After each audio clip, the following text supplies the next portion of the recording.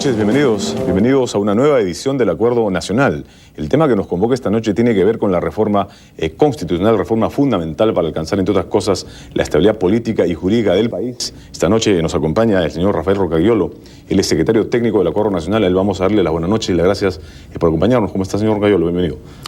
Muy bien, Jorge, buenas noches. Muchas gracias. El tema de la reforma constitucional, el presidente de la República lo ha anunciado ante el Parlamento. ¿Cuál es la idea de esta reforma? Bueno, yo creo que la asignatura constitucional, vamos a llamarlo así, es una especie de asignatura pendiente, ¿no? Ajá. Los países necesitan tener constituciones que tengan un amplio consenso de las fuerzas políticas y de la ciudadanía en su conjunto, de manera que esa es una cosa que nos ha quedado faltando, una constitución de consenso y que sea una constitución para el siglo XXI, para los desafíos del siglo XXI, ¿no? Que por supuesto respete el sentimiento constitucional, lo que llamamos la constitución histórica del Perú, pero que nos permite tener unas reglas muy estables. No tiene que ser reglamentarista, tiene que tener una vocación de permanencia. Yo creo que el discurso del presidente del 28 de julio lo que ha hecho es volver a colocar en la agenda este tema que nos queda, como decía antes, como una asignatura de esa que uno todavía no ha aprobado en el colegio. Mensaje al Parlamento, el presidente de la República ha hablado de mecanismos, ha hablado de permitir que sea este Parlamento el que inicie el proceso de reforma como una opción. La otra es que sea el Parlamento elegido del 2006, y lo otro habla ya de un Congreso Constituyente que luego tendría que ser ratificado vía referéndum. ¿Qué piensa usted? Bueno, justamente lo que vamos a ver en el programa de esta noche son las alternativas que se están discutiendo sobre esta materia en el seno del Acuerdo Nacional, ¿no? Que podría ser alguna de las alternativas planteadas en el mensaje del 28 de julio o podría ser otra. Ajá. Porque para lograr consenso hay que tener capacidad de imaginación. De manera que lo que estamos haciendo es tratar de explorar la posibilidad de un consenso, de un acuerdo político, y no solo político, sino también con las organizaciones sociales, en términos de esas u otras alternativas. Y creo que el programa de esta noche nos va a servir para mirar un poco cuáles son las posibilidades de arribar a tal consenso, ¿no? Ahora, para ilustrar mejor a quienes siguen el programa, vemos a un video interesantísimo que tiene que ver justamente con esto, con la participación del presidente de la República en su mensaje del 28 de julio y la propuesta que le hizo al primer poder del Estado y al país sobre este proceso de reforma.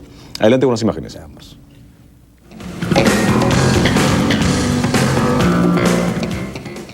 Sobre la institucionalidad democrática. Primera medida. Rescatar la viabilidad de la reforma constitucional. El gobierno valora el enorme esfuerzo llevado a cabo por el Parlamento desde el año 2001 para abordar la necesaria reforma de nuestra Constitución política. Pero también reconoce su rol como un gobierno de transición y consolidación democrática. Por esta razón, solicito formalmente al Acuerdo Nacional, que se reunirá en la primera quincena de agosto, a que en un plazo de 90 días adopte una decisión concertada para darle un curso definitivo a la reforma constitucional. A juicio del gobierno, las alternativas son tres. Primero, reforma de la Constitución en las dos próximas legislaturas, abordando los temas de gobierno en general, bicameralidad, renovación por tercios, obligatoriedad del voto, entre otros. La segunda alternativa, entregar funciones constituyentes por espacio de 6 meses al próximo Parlamento que se iniciará en el 2006. Y tercero, le pido al Acuerdo Nacional para que trate de buscar consensos para una convocatoria a una asamblea constituyente elegida por voto popular universal y secreto.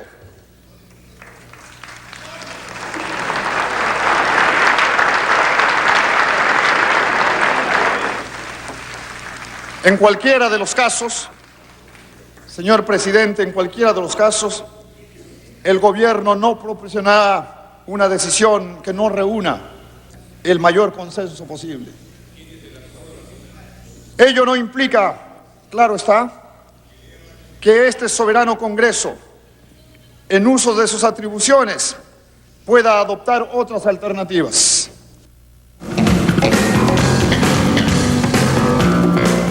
Bueno, esas son las alternativas que propone el presidente de la República, y el trabajo que hay que hacer ahora de imaginación y de reflexión involucra a determinadas instituciones y autoridades del país, que las vamos a tener esta noche con nosotros.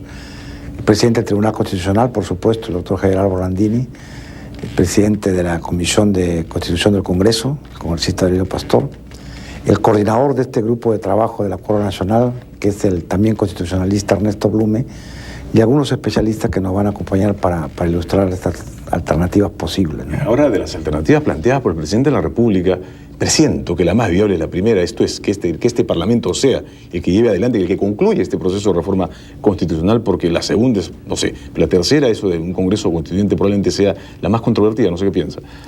Bueno, no nos adelantemos a las opiniones que se van a dar a lo largo del programa, pero yo creo que no hay que aferrarse a esas tres. Uno puede pensar la reforma también como una reforma en dos partes.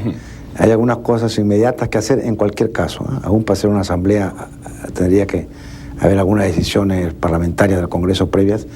Entonces hay algunas cosas que se pueden hacer de inmediato y hay algunas cosas que se pueden hacer de manera más integral luego, y que probablemente requieren algún tipo de consulta a la ciudadanía, porque finalmente el poder constituyente es el poder del pueblo y hay que consultarle en definitiva. Someterla a referéndum, ¿no? Bueno, puede ser someter un referéndum, por supuesto, consultar, ¿no?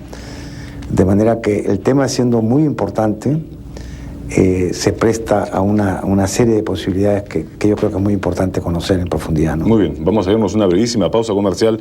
No se muevan, amigos, tenemos muchísimo más que ofrecerles. Ya venimos.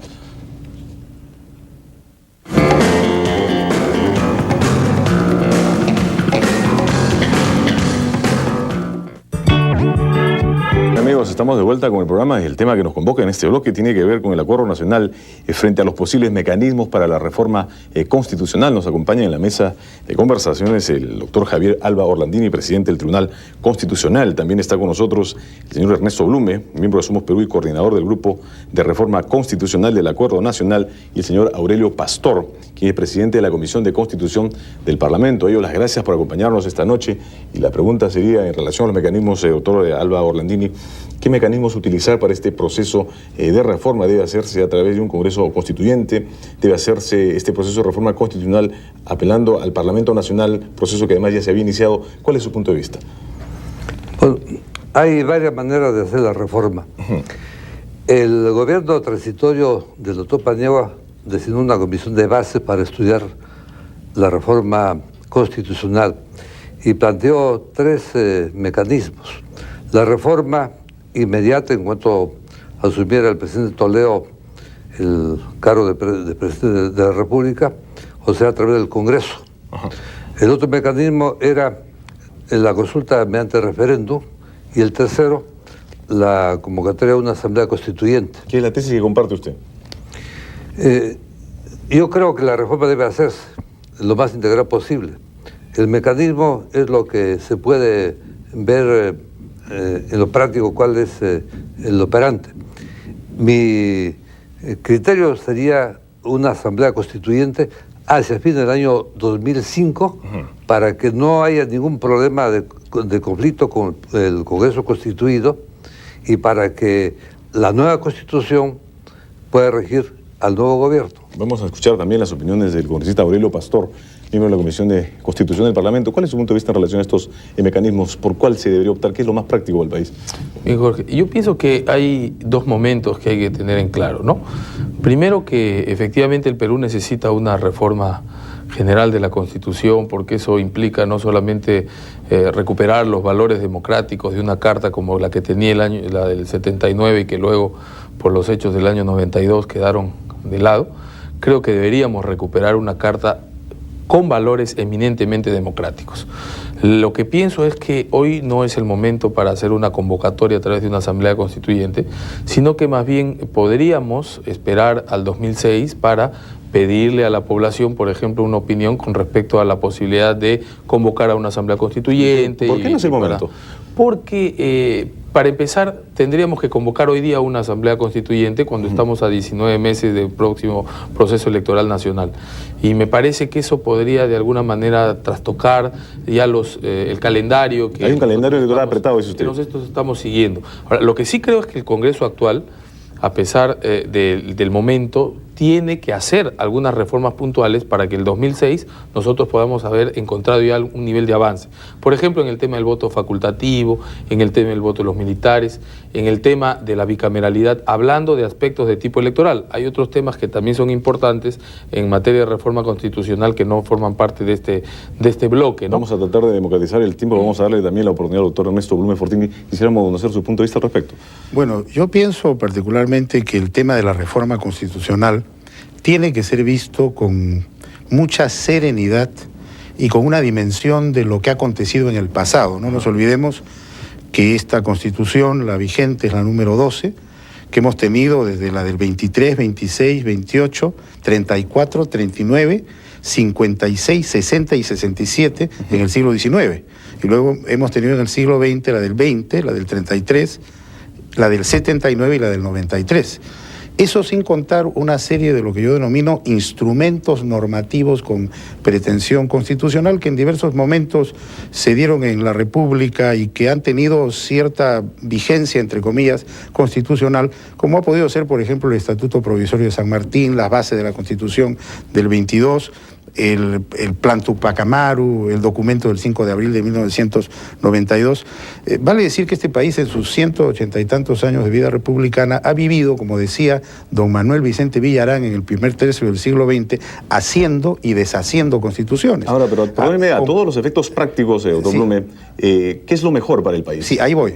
Pero de tal suerte que el promedio de vigencia de las cartas fundamentales no pasa de 15 años, por lo que creo que el tema hay que tomarlo con pinzas, con mucha serenidad y pensando en una aspiración hacia una nueva constitución, pero que sea la constitución del siglo XXI, trabajada con mucha tranquilidad para que dure y sea fruto de un consenso. Desde esa perspectiva, yo me suscribo a las tesis de que puede el actual Congreso realizar reformas parciales, pero que una reforma total de la Constitución debe merecer previamente una consulta popular para que el pueblo decida, como titular del Poder Constituyente, si desea una nueva Constitución y, por otro lado, preguntarle quién desea que haga esa nueva Constitución, si es una constituyente o si es el Parlamento Nacional. Ahora, en relación al proceso de reformas, doctor Alba Orlandini, ¿este Parlamento está facultado para llevar adelante un proceso de reforma total o esto tendría que ser sometido a un referéndum? No sé.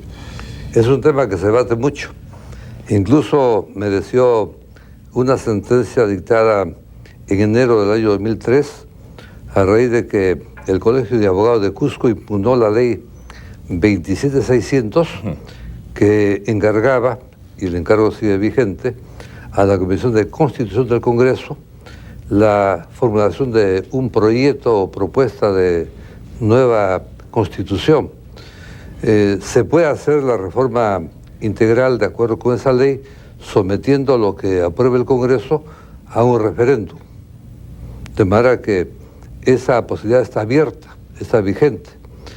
Sin embargo, el tiempo ha transcurrido y cuando se planteó una demanda ante el tribunal para que se declare nula la Constitución del año 93 y se ponga en vigencia la Carta del año 79, que como dice el congresista Aurelio Pastor es la más lograda en la historia del Perú, se dictó una sentencia en el sentido de que podía convocarse a una asamblea constituyente. Si usted me permite la digresión, en esta Constitución del 79, el artículo 307, si no me equivoco, no indicaba que si es que fuere violentada por algún régimen de facto, quienes vinieran después en un régimen democrático no debían de restaurarla nuevamente la institucionalidad del 79.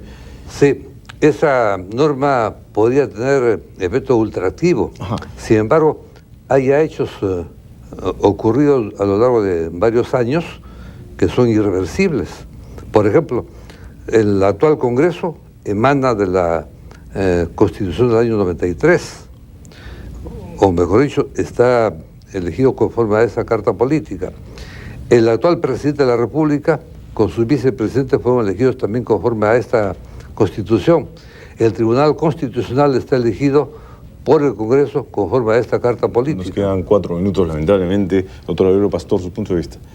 No, yo pienso que, como bien lo ha señalado el doctor Álvaro Landini, es verdad. La propia Constitución además establece que el Congreso tiene la facultad para hacer reformas constitucionales. Hablamos del artículo 206. Sí, naturalmente cuando ya estamos hablando de reformas mayores, cuando tenemos que modificar lo que el mismo doctor Álvaro Landini ha calificado hace varios días como el núcleo duro de la Constitución, lo conveniente es recurrir a una posterior consulta al pueblo, salvo que el pueblo le haya dado a los legisladores, ya sea directamente, como lo ha propuesto el doctor Blume, a través de un referéndum, o ya sea a través de una asamblea constituyente, la posibilidad de hacer la reforma total, habiéndole dado además la confianza de que esta reforma va a ser inmediatamente aplicada, como sucedió con la Carta del 79. La otra opción es darle al Parlamento o darle a un poder constituyente la posibilidad de hacer la reforma, con cargo además a hacer una consulta a través de un referéndum posterior, pero que el Congreso de la República lo puede hacer modificaciones parciales, la puede hacer en todo momento. Eso está reconocido en la doctrina y también en la jurisprudencia emanada del Tribunal Constitucional. Ahora, doctor Blume, ¿por qué la tesis en relación a la posibilidad de que la reforma constitucional la realice el futuro Parlamento, que empieza sus funciones en el 2006, no tiene mucho éxito, no tiene mucho respaldo? Yo creo que por varias razones. Primero, por el bajo nivel de aceptación que, con el respeto que me merecen los señores congresistas, tiene en este momento, al igual que otras instituciones del Estado, el Congreso de la República, y porque tiene que haber una aprobación mayoritaria de la población para una reforma de esta envergadura, que estamos hablando de una reforma total. Por eso yo pienso que sería muy conveniente, a efectos de que una nueva carta cuente con ese respaldo, hacerlo a través de una constituyente. Además, la experiencia no es ajena, sobre todo en Latinoamérica. Recordemos el caso de la Constitución colombiana de 1991, que a pesar de que la Constitución anterior, que era de 1886, no admitía la reforma vía constituyente, por toda una gestión que se hizo a través de la juventud colombiana, logró introducirse una séptima papeleta en el ánfora de sufragio, y al final terminamos en que se aprobó una nueva Constitución en Colombia. Pero en la experiencia colombiana y venezolana entiendo que ha sido sometido con eso constituyente, ha generado problemas de duplicidad de funciones, de entrampamiento, enfrentamiento con el Parlamento que estaba vigente. No, en realidad no, porque miren, en el caso de la Constitución colombiana, fue la juventud la que promovió una consulta popular. Y al margen de los mecanismos electorales se introdujo una séptima papeleta en el ánfora con motivo de unas elecciones, y la población mayoritariamente opinó que deseaba una constituyente. Esto fue recogido por el gobierno, que hizo una convocatoria, pero un sector de partidos y de representantes impugnó, y la Corte Suprema, en un fallo desde mi punto de vista sumamente importante y trascendente, estableció que cuando por algún mecanismo se llegaba a consultarle al pueblo, que es el titular primigenio y auténtico del poder, y el titular del poder constituyente, cabía la convocatoria de una asamblea. Y además por el tema de la tarea específica de cada uno, ¿no? Yo creo que la Asamblea Constituyente, con un encargo exclusivo y excluyente para hacer la Constitución, trabajaría con mayor libertad y Vamos con a darle 2 minutos finales al doctor Álvaro Landini de este bloque, naturalmente. En 1991, efectivamente, coexistieron en Colombia la Asamblea Constituyente y el Congreso. Al terminar de aprobar la Asamblea Constituyente la nueva Constitución, incluyó una cláusula que decía que era disuelto del Congreso, y fue disuelto el Congreso. Eso es lo que queremos evitar que ocurra aquí en el Perú. De ahí que hemos planteado desde el tribunal, que coadyuva en la dirección política del Estado, que la Asamblea Constituyente se reúna en el tercer trimestre del año 2005 para que ya no haya ese peligro. Y hay un calendario apretado, doctor Álvaro Landini. Sí, pero hay experiencias históricas nacionales y extranjeras que establecen que en 60, en 80, 100 días se puede hacer una nueva carta política. Con mayor razón, se ha un trabajo adelantado por el actual Congreso. Vamos a irnos a una brevísima pausa. No se muevan, amigos, venimos rápidamente. Bien, estamos de vuelta con el programa y estamos naturalmente con nuestros ilustres invitados, pero antes quisiéramos invitarlos a observar unas imágenes importantes sobre un reportaje que tiene que ver con las reuniones del grupo de trabajo de la reforma constitucional. Adelante.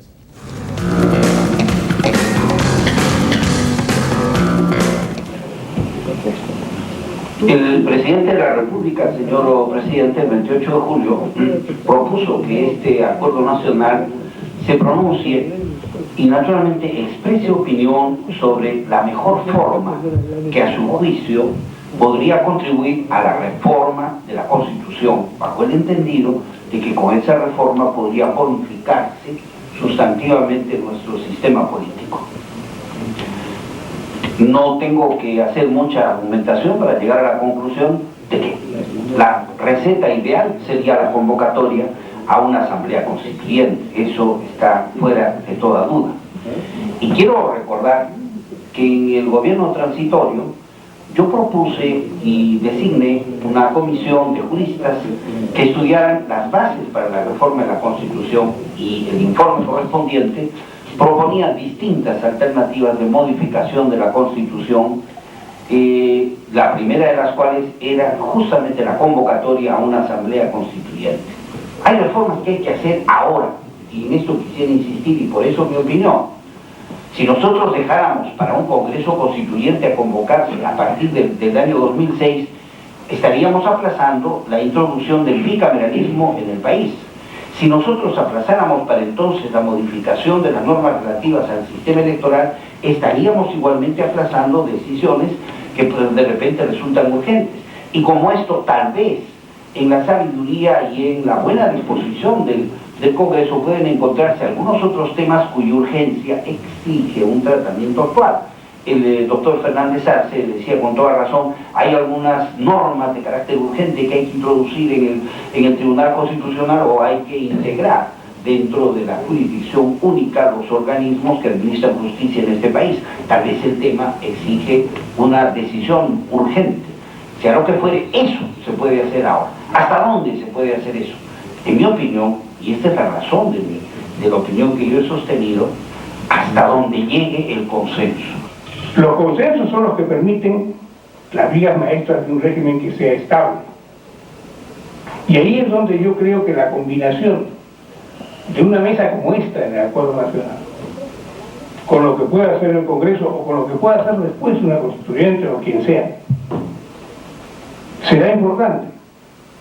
Porque será importante el trabajo que formuló el consenso previo y el pacto político. Y no solamente el momento formal de la consagración de un texto. Creo que hay que poner la atención en el texto y en los límites del texto.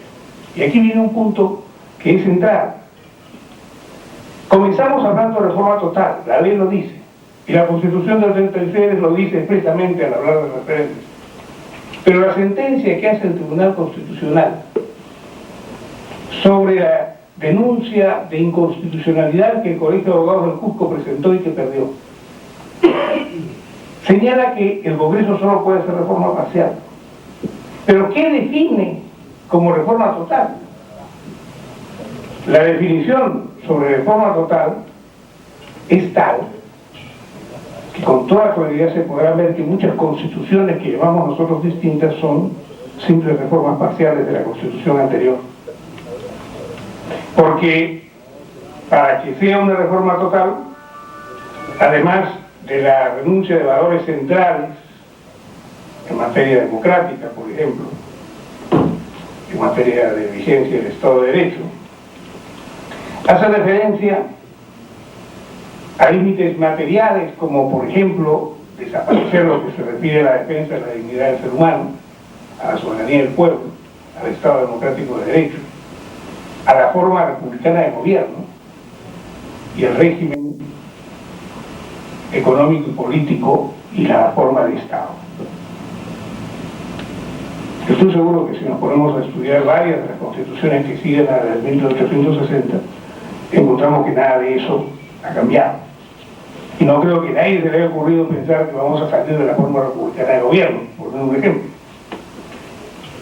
Entonces también hay que medir el camino en función de cuál es la magnitud del cambio que se quiere. Bien, continuamos conversando con nuestros ilustres invitados, congresista Aurelio Pastor. Sus ideas finales sobre el tema. Bien, yo quería hacer referencia a dos temas que han sido tratados tanto por el doctor Blume como por el doctor Álvaro Landini. Primero es el tema señalado por el doctor Álvaro Landini con respecto a la coexistencia tanto de un Congreso como de una constituyente.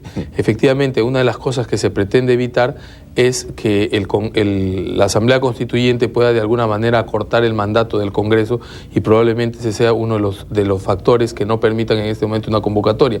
En el caso colombiano fue al final, pero en el caso de Venezuela, elegido Hugo Chávez, entonces el Congreso Constituyente inmediatamente cortó la vida del Parlamento Nacional y eso generó un entrampamiento democrático que hasta ahora persiste ahí. Y la otra idea que fue la sugerida por el doctor Blume, que me parece muy interesante tomar en cuenta para un proceso de reforma constitucional, es el tema de la legitimidad. Es decir, estos procesos tienen que ser llevados a cabo por parlamentos o por asambleas que tengan la aprobación y el sustento necesario en la población para poder enfrentar una modificación de esta naturaleza, ¿no? Sí, yo quería agregar lo siguiente. Creo que cualquier decisión que se adopte en orden a modificar totalmente la Constitución, vale decir, a aprobar una nueva Constitución, pasa por dos requisitos. Primero, la existencia de un momento constitucional con un querer del pueblo, una nueva Constitución. Y segundo, así es. Y segundo, con el afianzamiento de lo que la doctrina denomina el sentimiento constitucional. Desde ese punto de vista a mí me parece importante el pedido del señor Presidente de la República para que en el seno del Acuerdo Nacional, que como bien sabemos, si bien no es un foro decisorio que adopta decisiones con carácter vinculante ni pretende reemplazar a ningún poder del Estado, es un foro de consensos que se analice este tema. Y lo estamos haciendo con especial cuidado, recabando las opiniones de todos los participantes en la línea de procurar una posición de consenso que podría ser quizás, atendiendo a que en este foro están los partidos políticos, están representantes de la sociedad civil, representantes del gobierno, una buena fórmula para iniciar lo que yo denominaría un proceso de reforma constitucional en cuyo camino una primera etapa podría comprender la actuación del actual Congreso para las reformas puntuales, urgentes que se requieren, y pasaría después, desde mi punto de vista, esto no es un acuerdo, previa consulta al pueblo, por una asamblea constituyente con fines específicos que sea la que elabore la nueva Constitución en base obviamente a la Constitución de 1979, a las propuestas hechas por la Comisión de Bases de Reforma Constitucional, en base a lo que se ha arribado también, que es muy importante en el Acuerdo Nacional, porque si bien hay vamos a darle la opción también, doctor. Sí, con esto termino. Si bien hay políticas adoptadas, estas políticas encierran en el fondo consensos que pueden traducirse en normas de orden constitucional. Desarrollo del sentimiento constitucional, dice el doctor Blume Fortini. Esto resulta fundamental, presumo, para el tema de la estabilidad de la Constitución en el tiempo. Sí, me parece fundamental. Históricamente, las cartas políticas que el Perú ha tenido en el siglo antepasado y también parcialmente en el siglo pasado no han sido expresión de la voluntad de los peruanos. Recordemos que las mujeres no tuvieron derecho a votar sino hasta 1955. Ha sido expresión de las cúpulas. Los analfabetos no tuvieron tampoco derecho a votar, salvo la reforma que se hizo al año 1856, ratificada el año 1860 y derogada en 1995 y repuesta en 1979.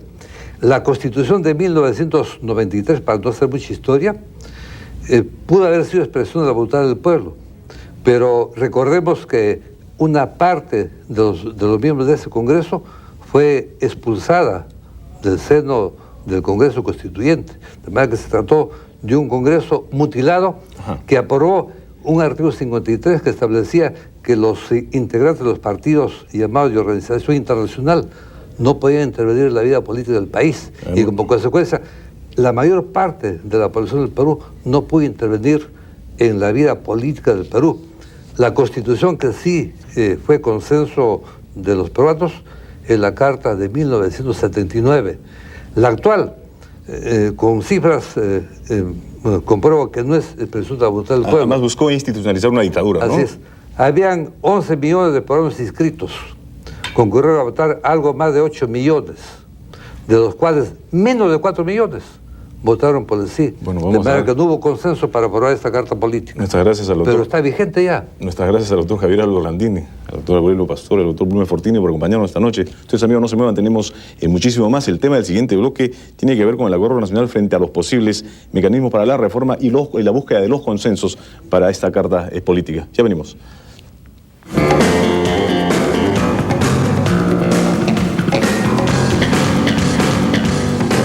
Bien, amigos, estamos de vuelta con este programa especial del Acuerdo Nacional relativo a la reforma constitucional.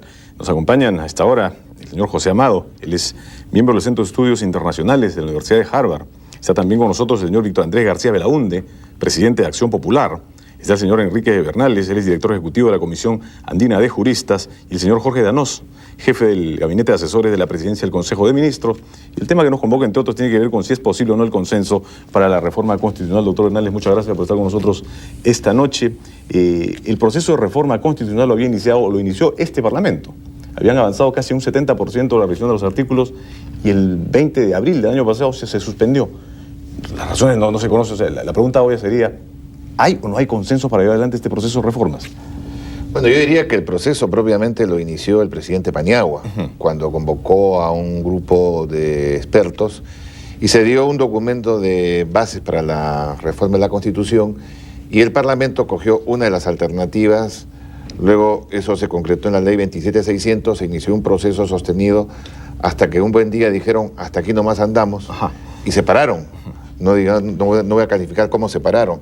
El hecho concreto es que se pararon y se perdieron 14 o 15 meses, que yo creo que han sido muy negativos en el sentido de trabajar hacia el país los requisitos, los fundamentos y los por qué de una reforma constitucional que debiera, a mi juicio, acabar de una vez por todas con la transición democrática y echar las bases para que a partir del próximo gobierno pues sepamos exactamente cuál es la estructura del Estado, cuál es la relación entre gobernantes y gobernados, cuál es el sistema económico, cómo se reformulan los derechos fundamentales y otros derechos, y en fin, todas aquellas disposiciones que tienen que ver, descentralización incluida, con una constitución moderna, funcional, eficaz y de clara comprensión por la ciudadanía. Para mí la respuesta más clara sería: el consenso es deseable. ¿Será posible? Pues no lo sé, porque creo que lo que se ha avanzado a nivel del acuerdo nacional no lo veo plasmado en una voluntad política real por parte del Congreso. Cualquier reforma habrá que someterla a referéndum, ¿no es verdad? No necesariamente. La Constitución, en su artículo 206, señala dos caminos. Si se trata de una reforma parcial, puede constar simplemente de una aprobación en 2 legislaturas sucesivas, o puede ser una sola legislatura votada con 80 votos, y luego una convocatoria a referéndum. Pero yo creo que eso está en relación directa con la extensión, la profundidad, el contenido de las reformas. Vamos a escuchar al señor Jorge Danós. Muy buenas noches, gracias por estar con nosotros. Muchas gracias, Javier, por la invitación. Sí, yo creo que el consenso es indispensable, como lo ha comentado Enrique. Hemos vivido la experiencia tanto de la Comisión de Base de Reforma, en lo que ha, discutido el Congreso, ha ido aprobando. Sin embargo, son diversas las razones, podemos encontrar, explicar, especular, por lo cual el Congreso consideró no necesario concluir el proceso de reforma, y hoy día encontramos que una demanda es que se requiere apoyo, se requiere consenso. Toda constitución es fruto, obviamente, de la voluntad del país. Este consenso se puede... El Acuerdo Nacional creo que es un espacio ideal, lo estamos experimentando, lo estamos viendo, para efectos de poder otorgar ese consenso que se requiere para la reforma. Ahí hay 2 temas muy importantes, como todos sabemos.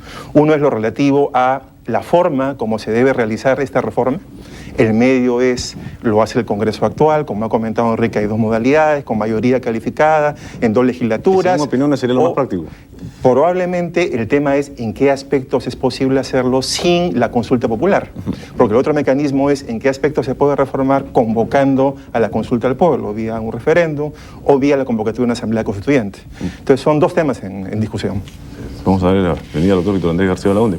Bueno, yo creo que la reforma del Congreso fracasó porque, primero porque no había ninguna intención política ni del gobierno ni de los propios parlamentarios de llevar adelante esa reforma, y segundo porque es un Congreso muy mediocre, es un Congreso de muy pocos valores, es un Congreso donde además los que participan en ellos y querían impulsar la reforma son los autores del estatuto que llaman Constitución del año 93, los que están libres, están adentro en el Congreso, los otros están presos en San Jorge, en la cárcel San Jorge me refiero. Entonces, claro, es muy difícil un Congreso que fue elegido para legislar y fiscalizar, que legisla mal, que fiscaliza mal, que se aumenta los sueldos, que además quieran hacer una reforma de la Constitución. Me parece pues, una burla. Y suspendieron el debate porque sintieron probablemente que someterlo a referéndum era un poco plebiscitario. Lo iban a perder. Ajá. Lo iban a perder de todas maneras. Y acá Enrique Bernales creo que eso, en ese aspecto nos ponemos de acuerdo. Yo creo que lo iban a perder. Entonces yo creo que hay que cambiar el sistema, hay que hacer otro tipo de reformas. Y lo que sí es claro es que el país no puede vivir con una constitución de un prófugo, de un japonés, con una constitución hecha para un momento, para un dictador. Cuando los dictadores se van, todos se llevan su constitución bajo el brazo. Aquí se ha ido Fujimori y la constitución de Fujimori sigue estando vigente. Hay que ver la manera de cambiarla. Vamos a escuchar al señor José Omar. Buenas noches, gracias por estar con nosotros. Bueno, señor, gracias por invitarme. A mí me parece que no hay que perder de vista que este es un gobierno de transición. Hace unos pocos días escuchaba al expresidente Paniagua hacer un paralelo entre este gobierno y el gobierno de Bustamante y Rivero. En ese momento, si le entendí bien, él marcaba como unos puntos fundamentales de esta situación de hoy, comparada con lo que pasó en esa época, la existencia del Acuerdo Nacional. El Acuerdo Nacional tiene una serie de consensos hoy día que no solamente van a servir, por ejemplo, para tocar temas puntuales como si se debe o no hacer una reforma constitucional y cómo, sino además de eso, tiene ya de por sí una serie de pactos firmados por todas las fuerzas políticas que participaron y por organizaciones sociales de gran envergadura, y además de todo eso por entidades tan representativas como la Iglesia, que deberían servir como yo diría, de puente. Eso garantizaría el consenso, ¿no? Debería servir de puente entre lo que vivimos en las décadas pasadas y el nuevo siglo, ¿no? Entonces, en ese contexto, tengo la impresión que deberíamos sentirnos tranquilos en cuanto a que el Foro del Acuerdo Nacional estaría en las mejores condiciones posibles para lograr precisamente dar un paso adelante en esta transición con dirección a una reforma constitucional que el país pudiera entender y apoyar. Bueno, vamos a continuar conversando con el doctor Bernales. Usted planteó un informe interesantísimo, doctor Bernales, el tema de ir hacia una separación constitucional de función del jefe de Estado, creando un jefe de gobierno y ir a una suerte de parlamentarismo, semiparlamentarismo. Cuéntenos un poco al respecto. Bueno, no es una tesis en la que yo he estado suscrito durante mi vida de analista y de experto en temas constitucionales, pero la verdad es que cuando ya nos acercamos a 200 años de vida republicana, tiene que hacer una evaluación. Y entre ellas hay que evaluar si el régimen político de tipo eminentemente presidencial, por más que algunas constituciones hayan variado el énfasis en ello, ha funcionado en el país. Y yo creo que no ha funcionado finalmente. Y que en realidad habrían que ir generando progresivamente ciertas condiciones. Yo no creo que el Perú esté listo para tener un régimen de tipo gobierno de gabinete de aquí a mañana. Eso no se puede hacer así. Pero tal vez se podría establecer un conjunto de medidas que progresivamente vayan generando las condiciones para que el año 21, por ejemplo, ¿no es cierto?, estemos listos para entrar a un régimen donde se separen las funciones de un jefe de Estado, que evidentemente puede reforzarse sus atribuciones, de lo que es la jefatura de gobierno o, como se utiliza en la Constitución, la dirección general del gobierno. Ahora, este régimen parlamentario o semiparlamentario pondría además a buen recaudo del presidente de la República. Pero por supuesto, ¿no? Pero para ello hay que tener un parlamento bien constituido, hay que tener partidos políticos sólidos, hay que mejorar lo que se llama la relación entre la clase propiamente política y los sectores dirigentes del país. En una palabra, hay que darle estabilidad política, social y económica al país para que funcione el régimen político. Si no es, a mi juicio, tener el diseño de una fórmula ideal, pero que esté en las nubes, porque no se empapa de la realidad. Sobre el tema de la propuesta. Naturalmente. Sí, yo creo que es un tema interesante para analizar. Siempre se ha dicho, además, y es propio de toda la Constitución, la división de poderes, el reparto de poderes propio, además del control que tiene que haber, ¿verdad?, para establecimiento de la democracia. Sin embargo, creo que la experiencia en otros países no ha sido del todo positiva. Recordemos que en Argentina, en la década pasada, en la época del gobierno de Menem, por supuesto que fue un tema... tengo la impresión de cambio político, ¿verdad? Se creó la figura del primer ministro, no ha funcionado. Por supuesto. Es un tema de contexto y de país. Creo que es un tema probablemente progresivo. Siempre se ha discutido el asunto. No creo que en este momento el tema pueda cambiar de buenas a primeras. Es, como ha dicho Enrique, un tema a pensar que se puede ir generando las bases para el futuro. Bueno, yo discrepo con Enrique Bernal. Lo que pasa es que él está pensando en el Senado que él constituyó, pues. Pero hoy día el Parlamento, si vemos todos los días lo que pasa en nuestro Parlamento, vamos a pensar que esos parlamentarios... No, por eso, para lo inmediato es imposible. Es decir, van a poder ser el primer poder del Estado, van a poder poner un primer ministro. No, yo la verdad salgo corriendo. Yo creo que eso no. El Perú tiene muchos problemas. Ese es un tema que podemos tocarlos en otra ocasión. Lo cierto es que de 200 años menos de vida republicana, 150 han sido gobiernos dictatoriales y autocráticos, y militares casi todos. De tal manera que la democracia nuestra es muy joven, finalmente, es muy joven, muy bisoña, y por eso es que tenemos también parte de los problemas el día de hoy. Así es que yo creo que el presidencialismo es parte de la historia nuestra, de la historia de América Latina, es parte de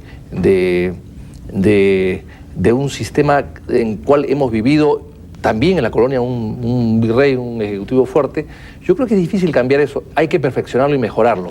Pero finalmente, la mejor prueba que el Perú, el presidencialismo funciona, es la prueba que tenemos el día de hoy. Un gobierno como el de Toledo, con 6, 7, 8% de respaldo popular, gobierna. O sea, muy mal, pero gobierna. O sea, se sostiene. La presidencia, la figura del presidencialismo funciona porque está funcionando, porque está gobernando. Vamos a darle este minuto final, señor José Mao.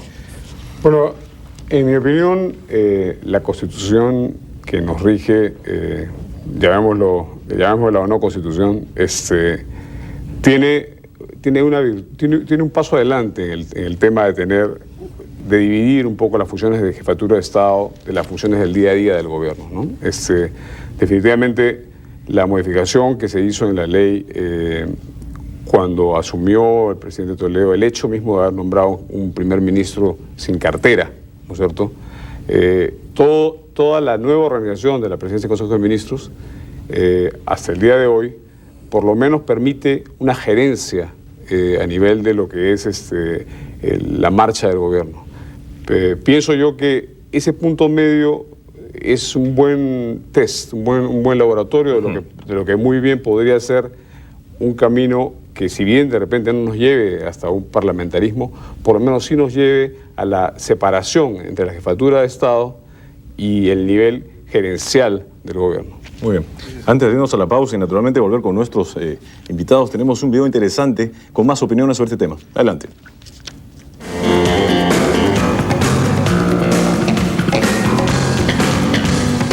Yo creo que es conveniente modificar la Constitución y en cierta forma necesario, efectivamente, porque el próximo proceso electoral del año 2000 debería hacerse con una Constitución modificada. Por ejemplo, cámaras, una cámara versus dos. Eso hay que hacerlo, eso entre otras cosas hay que hacerlo con cierta urgencia. Asamblea Constituyente, yo no creo. Yo creo que no hay quien la convoque. La asamblea es, si se quiere, extra legal, extra constitucional. Siempre han funcionado las asambleas constituyentes para terminar gobiernos de fuerza. Pero hoy día la Constitución prevé cómo se la modifica. Eso es lo que hay que hacer. Una modificación parcial, no total. No se requiere parcial de 6, 7, 8 puntos saltantes que ya se han señalado. Para nosotros, la manera más conveniente de elaborar una nueva constitución es a través de una asamblea constituyente, ya que allí radica el poder constituyente que el pueblo entrega a quienes participan y discuten en esta asamblea. Por eso es que debe convocarse a una asamblea constituyente. Nuestra propuesta es que la asamblea constituyente debería tener una elección de carácter mixta. 50% por elección política en elecciones libres y un 50% por designación de los estamentos de la sociedad civil, de los estamentos de la sociedad viva, donde van a participar constituyentes, colegios profesionales y las organizaciones de empresarios y trabajadores, por supuesto, para que los diferentes sectores estén representados directamente y no a través de. En esta nueva elaboración de la Carta Magna, puntos fundamentales para nosotros son el tema, por ejemplo, el régimen económico y del régimen laboral, porque de ellos emanará, ¿no?, el país que queremos en el futuro. Bueno, el Partido Solidaridad Nacional está asistiendo al Foro Nacional para poder contribuir con su opinión y con su manera de pensar respecto de temas que son trascendentales. En este caso, en el grupo en el cual estoy trabajando yo, es un grupo que tiene que ver con la posibilidad de un cambio constitucional. Esto es un tema novedoso, el de ir consensuando opiniones y voluntades para tratar de que con esas opiniones y voluntades se vaya construyendo una opinión de carácter mayor, pero que en el fondo quien tiene la capacidad para poder determinar si se va por una u otra vía es el ciudadano y a pie que emite su voto y que con ese voto en una consulta popular es el que deberá determinar si se requiere una nueva constitución, si se requiere un cambio total o un cambio parcial y las formas en las cuales debe hacerse este cambio constitucional, ya sea a través de un encargo al Congreso que se elija posteriormente o mediante un Congreso Constituyente específicamente encargado de esta tarea.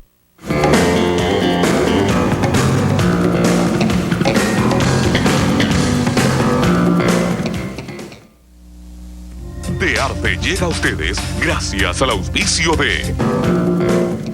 Bien, estamos de vuelta con su programa, doctor Bernales. El tema de la unicameralidad y de la bicameralidad es otro de los temas propuestos como parte de esta reforma política, esta reforma constitucional. ¿Cuál es su punto de vista al respecto? Yo soy partidario de la bicameralidad, y no solo por el hecho de que haya sido senador en 3 periodos, sino porque creo que así como se cita el caso de la tendencia histórica del país hacia el presidencialismo, creo que también, utilizando la historia, uno puede comparar y llegar a la conclusión de que en medio de 1000 dificultades y problemas, el sistema bicameral en el Perú, sobre todo por la composición del Senado, es 1000 veces preferible a un Congreso unicameral. Esta experiencia no es buena, ¿no? Pésima. Esta experiencia es una experiencia olvidable, ¿no es cierto? Pero no creo, sin embargo, que el bicameralismo signifique repetir exactamente el modelo del pasado. Yo creo que se trata de reabrir el Senado, pero un Senado, digamos, dedicado a altas funciones del Estado, con capacidad, por ejemplo, para pensar el mediano y largo plazo, incorporar, digamos, todo lo que es la planificación del desarrollo a la reflexión de un órgano altamente calificado, porque ahí estarían, digamos, los representantes al más alto nivel de los partidos políticos. Estoy pensando en un Senado que en términos de lo que hoy en día significa la globalización puede pensar mucho mejor cuál es el proceso y las formas de inserción del Perú en la sociedad internacional. Estoy pensando en un bicameralismo en el que el día a día, la legislación cotidiana, en lo que es el dominio de la ley, le debe corresponder fundamentalmente a los diputados. Estoy pensando en un Senado que no se contamina con la fiscalización política, que también debe ser de la Cámara Baja, pero que en cambio tiene estas otras funciones, además de la responsabilidad de los nombramientos o ratificaciones de los altos cargos del Estado. Un Senado altamente calificado y que además pudiera estar en capacidad de establecer una mejor conexión con los gobiernos regionales. ¿Elegido por distrito electoral único o múltiple, el Senado, digo? No, yo creo que tendría que ser distrito único. Muy bien. Nacional. Gracias. Voy a disculpa cordialmente, Enrique. Ya lo sabía. De acuerdo. Para establecer la democracia, en todo caso, en la conversación. Siempre saludable. Sin perjuicio de que podamos calificar bien o mal, y no tengo por qué suscribir lo que pueda estar operando en los últimos años el Congreso, sin embargo, no considero indispensable un Senado en este momento, porque si bien la experiencia histórica nos da una pauta, no puede ser que la inercia y la experiencia histórica nos gane en este caso. ¿De acuerdo? Y se discute esto porque es la razón de ser de un Senado. Hay dos funciones principales que se atribuyen a un Senado. Un poder moderador, una cámara de reflexión que evite, ¿verdad?, que la discusión política cotidiana se traslade. Esa función la podría cumplir, llegado el caso también, una sola cámara, estableciendo modificaciones en su forma de funcionamiento. Doble lectura, mayor publicidad a los debates, etcétera, etcétera. Una segunda función, usted acaba de referirse, que es lo que se señala en teoría debería cumplir, es más bien ser un órgano de representación de los gobiernos territoriales, llámese estados federales o llámese, ¿verdad?, las regiones o autonomías, etcétera, como lo quiera llamar. Sin embargo, esas no son las propuestas. En el proyecto de reforma de Constitución, no olvidemos que elaboró el Congreso, se hablaba también de un Senado nacional. Pero no olvidemos que la Carta del 79 estableció un Senado por regiones. Lo que pasa es que nunca se llegó a desarrollar por regiones porque quedó pendiente de la aprobación de una ley que nunca se dictó. Pero siempre tuvimos un Senado nacional y una Cámara de Diputados más indistinta, plurinacional. Creo que el tema es discutible. No, el problema era cuántos senadores llevaba Lima. Sí, claro. Bueno, de acuerdo. Pero el tema es que se dilató y nunca llegamos a tener eso. Por tanto, aún la pauta en la Constitución histórica es que a partir del 79 debió ser un Senado regional, no nacional. Eso es cierto. Mire, yo creo en la bicameralidad, pero que no cueste más, que no cueste el doble. ¿Costaba menos? El Senado en época de Enrique Bernal costaba 15 millones de dólares y la Cámara de Diputados costaba 25, en total 40. Hoy el Congreso vale 100 millones, con menos parlamentarios y con una sola Cámara. La Cámara Única la hacen los gobiernos autoritarios y fuertes, las dictaduras de derecha y de izquierda, en este caso la de Fujimori, porque quiso a través de una Cámara mejor manipular a la Cámara. Y lo logró, ya hemos visto nosotros la experiencia a través de los videos. Yo creo que las dos cámaras son fundamentales. Lo que pasa es que lo que decía Enrique es cierto. O sea, hoy día hay que modificar el tema. No pueden ser dos cámaras que hagan lo mismo porque se estorban y duplican funciones. Dos cámaras que sean diferentes, que hagan diferentes cosas y en todo caso una quizás puede intervenir solamente en leyes orgánicas. Perdón, y el tema de la calidad de las leyes y no estar rebatiendo cosas como la ley del emoliente, cosas de este tipo. Exacto, ¿no? Así es. Yo recuerdo que tuve un debate en la Cámara de Diputados porque un diputado aprista, Carrasco, que estaba congresista, quería aprobar una ley para declarar al tondero a Morropón capital del tondero. O sea, ese tipo de cosas no puede pasar en diputados y en senadores, en dos cámaras. Pues. Es una cosa absurda, ¿no? Y pasaba, ¿no? Y pasaba. Entonces yo creo que ahí hay que hacer una distinción. Pero en el tema de la Cámara Alta es más reflexiva, es importantísima, tiene que ser más corta, más pequeña, quizás otra elección, quizás un mayor tiempo. Yo recuerdo la Constitución de Bolívar, hablaba de que había censores, había tribunos, había senadores y de 4 años, de 8 años y de 9, ¿no? O sea, tiempos más largos. Quizás esa sea una diferenciación, pero tiene que haber una doble Cámara. Ahora, perdóname, la tesis provinciana indica que la elección de esta Cámara de Senadores debe ser... Exacto, lo que tú dices es muy importante. Balcarce habla que el Imperio Incaico logró desarrollarse absorbiendo 40 naciones. Yo no sé cuántas naciones hay en el Perú en este momento. Hay muchas naciones en el Perú, hay muchas etnias y muchas culturas. Entonces, se requiere un Senado nacional y una Cámara Baja regional, provinciana, distrital, en fin, de acuerdo a ciertas características. Yo creo que esa es la diferencia para poder conservar la unidad del Perú. Pero vamos a darle la opción al señor José Mago. Bueno, yo estoy en la misma línea que Andrés, la verdad. En este momento hay una tendencia extrema, me parece a mí, natural, además, por el clamor de tantos años en que este tema ha sido tema de agenda política, hacia regionalizar y descentralizar todo, ¿no? Yo creo que hay ciertos límites en ese sentido. Creo que somos una nación y como una nación necesitamos un ente que mire al país como una nación que tiene que, con las diferentes formaciones culturales que lo integran, ¿no es cierto? Y las diferentes, digámoslo así, regiones, macrorregiones o lo que sea, que mira al país hacia adelante, que lo mire más o menos como lo ha estado mirando, por ejemplo, el Acuerdo Nacional, que mire, que sea la cabeza del planeamiento estratégico nacional, un poco citando lo que dice Enrique, y que nos permita que no solamente abocarnos en la vida diaria y en las cuestiones que son también importantes, sino que nos permitan mirar adelante y vernos como nación a 5 años, a 10, a 15 y a 20. Bueno, nos queda un minuto final, unos 30 segundos, doctor Fernández. Bueno, yo utilizaría este breve tiempo para decir a los congresistas, ya pues, defínanse de una vez por todas, porque si no, la verdad es que nos van a dejar con esta Constitución hasta el 2011. Y eso obligaría a buscar soluciones alternativas que inclusive pueden ser de un costo mayor, como por ejemplo la Asamblea Constituyente paralela al próximo Congreso.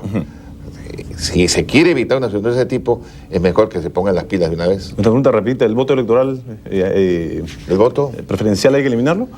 Yo creo que sí, es una corruptela, o ha devenido en una corruptela. Finalmente. Sí, creo que el esfuerzo de estos programas del Acuerdo Nacional es importante, dado que, como hemos visto, la reforma que estuvo en camino, ¿verdad?, planteada por ese Congreso se paralizó por la necesidad de consensos, y que lo que se está discutiendo acerca de cuáles son las propuestas de reforma que podrían tener acogida por este Congreso para plantearlo para el próximo régimen. Creo que hay varios temas, entre ellos el tema del sistema de justicia, en el cual creo que hay una demanda ciudadana y hay una propuesta elaborada por el CIREJUS, ¿de acuerdo? Creo que eso es muy importante. Bueno, las gracias al señor José Amado, al señor Víctor Andrés García Belaúnde, al señor Enrique Bernales y al señor Jorge Danós por acompañarnos esta noche. Con ustedes, amigos, gracias por estar con nosotros en el próximo programa del Acuerdo Nacional. Otro tema fundamental, el proceso de descentralización es el que nos convocará. Muchas gracias, buenas noches.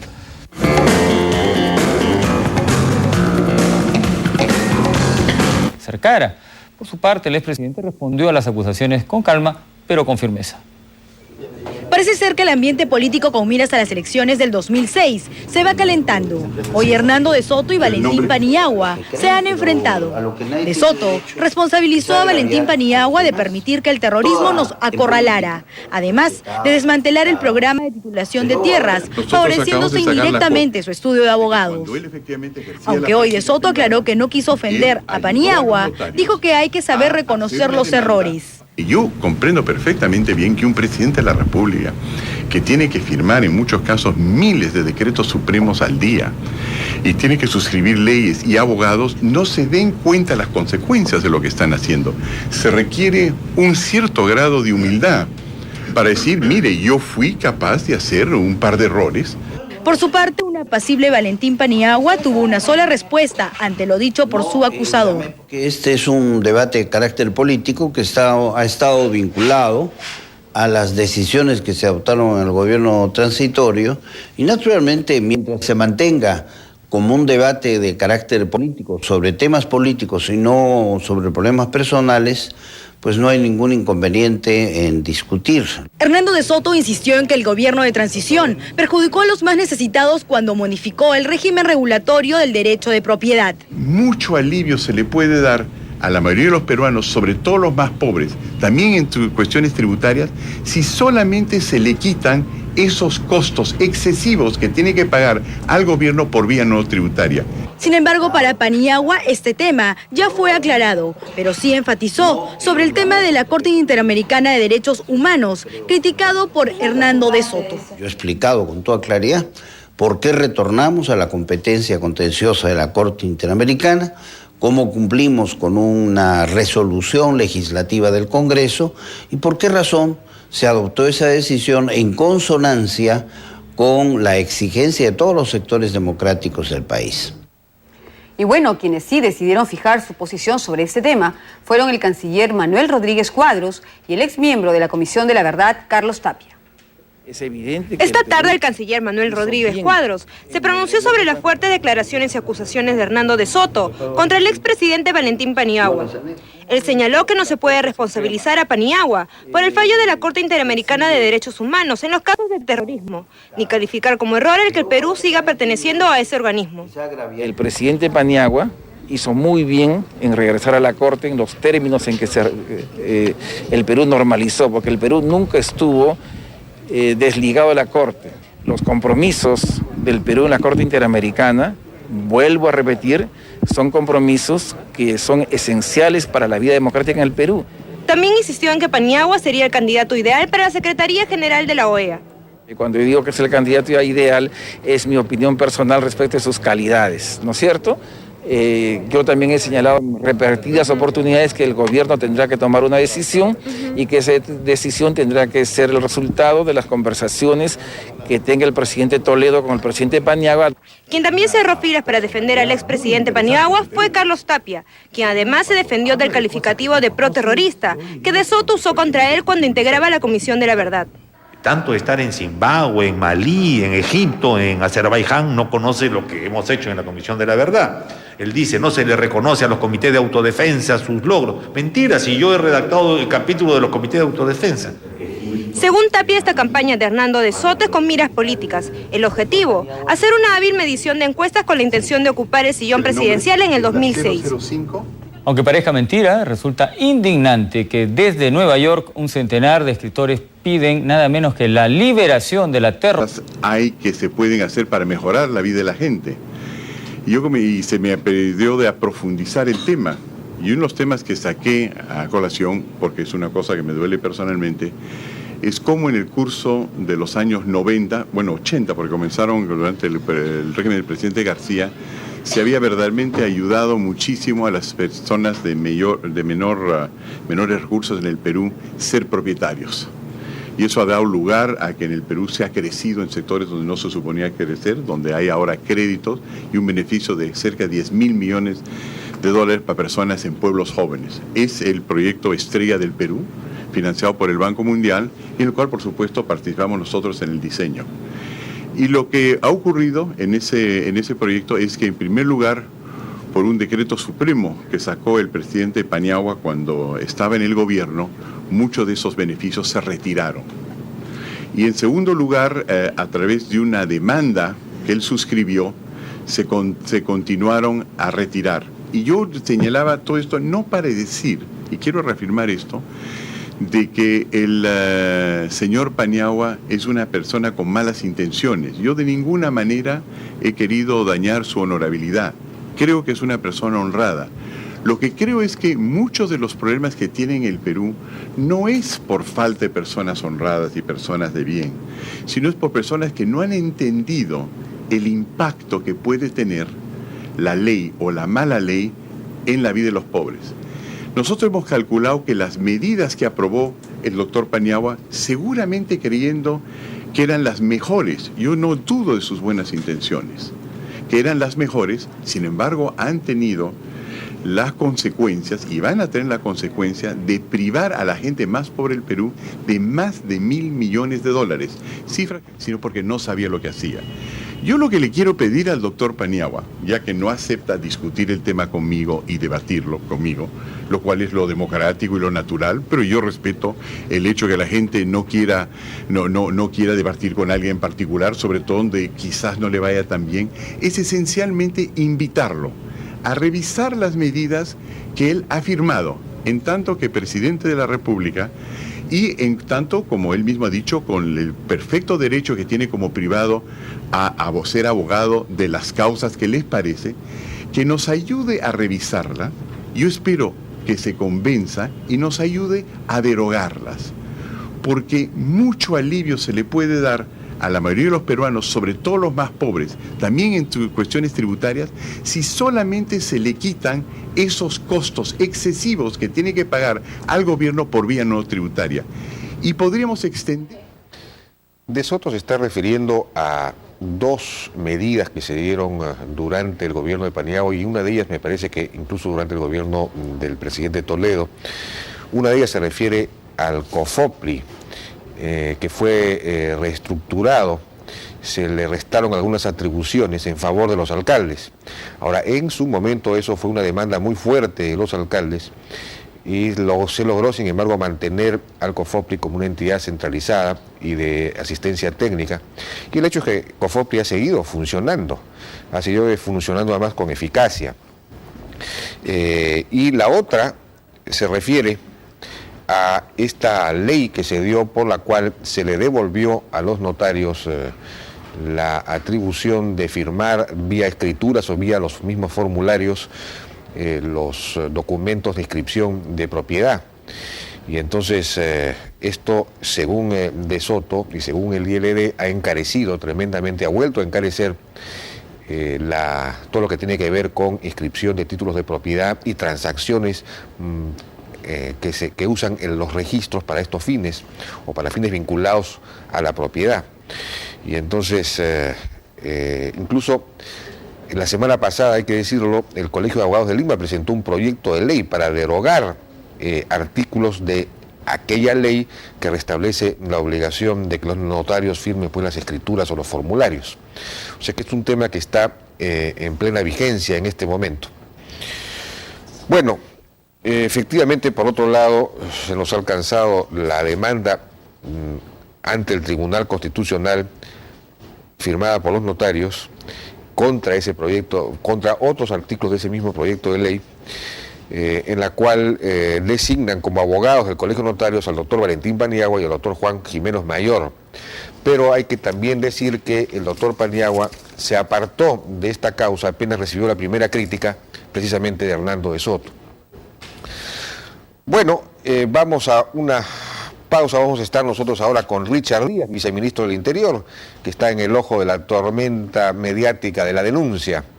Luego vamos a estar con William Benzaquén vía microondas, que también es una persona que ha señalado claramente posibles influencias de el expresidente de Aerocontinente en la DGCA, es decir, en el Ministerio de Transportes, y particularmente en el propio Richard Díaz. Luego vamos a estar con Edgar Villanueva. Decreto 005-2001 que afecta a los más pobres. Por su parte, el exmandatario señaló que las críticas de Soto tienen un claro tinte político, pues está en campaña para el 2006. Nosotros hemos calculado que las medidas que aprobó el doctor Paniagua, seguramente creyendo que eran las mejores, yo no dudo de sus buenas intenciones, que eran las mejores, sin embargo han tenido las consecuencias y van a tener la consecuencia de privar a la gente más pobre del Perú de más de $1.000 millones. Reconoce que no hubo dolo, inconducta o mala intención, pero Hernando de Soto insiste en que el expresidente Valentín Paniagua se equivocó al dar el decreto 005-2001, perjudicando económicamente a los más pobres, lo que según dijo es perfectamente demostrable y por supuesto debatible. Esas medidas, hasta donde llega mi conocimiento, se adoptaron con el propósito de ajustar a las previsiones de la Constitución el derecho que corresponde a los municipios como responsables del desarrollo urbano, reconociéndoles el derecho también de entregar los títulos de propiedad. El exmandatario no acepta el debate y condena la actitud de Soto, la cual, dice, tendría segundas intenciones de tinte político. Para Diego García Sayán, exministro de Justicia, también firmante del decreto, este se dio para impulsar la descentralización y evitar la utilización política de la entrega de títulos de propiedad. Todo desde una visión técnica. Era la compatibilización entre este proceso de formalización de la propiedad conducido desde el centro de una entidad del gobierno central como COFOPRI, compatibilizarla con el proceso de descentralización nacional. De Soto ha propuesto una salida, el debate entre equipos técnicos, lo que posiblemente nunca ocurra, pues Valentín Paniagua ha sentido que su honra fue manchada. Claro que De Soto ha negado ello, afirmando que es solo una crítica frente a un pequeño error en una gestión gubernamental. Al parecer, el contrapunto mediático continuará en los próximos días. Juan Carlos Gambini, 24 horas. Y ya se encuentra en nuestro país Mohamed VI, rey de Marruecos. Compañías encuestadoras. Por lo tanto, lo que ha estado haciendo Hernando de Soto es coquetear con el electorado del primero en intención de voto, que probablemente no se presente en el 2006, y atacar al segundo de la fila. Alguien que quiere atraer al voto fujimorista y ataca al segundo de la fila, ¿no quiere postular en el año 2006? ¿Por qué mañana va a acompañar Hernando de Soto al señor Yehude Simón en un acto público? ¿Por nada? ¿Y por qué hoy día se filtra a la prensa convenientemente una noticia acerca de un banquero japonés que dice que en realidad las reformas de Alberto Fujimori fueron todas inspiradas en las ideas del ILD y de Hernando de Soto? Demasiadas coincidencias, la verdad, cuando de Soto en el pasado se pasaba mandando ayuda memorias a los medios para señalar que él no tuvo ninguna vinculación con Alberto Fujimori y con el golpe del 5 de abril, y que su participación en las Bahamas fue justamente para devolver al Perú al camino de la democracia. La verdad que estar del brazo de Yehude Simón y llamar a ese, me imagino, guerrillero bueno y a los otros guerrilleros malos es demasiado elaborado para el electorado peruano. Si de verdad quiere renovar la política peruana, hay que empezar por decir una sola cosa que escasea en la política: la verdad. Que sea candidato sería muy refrescante para la política peruana, pero hay que decirlo desde el principio y no estarnos mareando con tantas presentaciones públicas. Nosotros vamos a hablar esta noche del caso Mufarech. Sigue deliberando la comisión que tenía que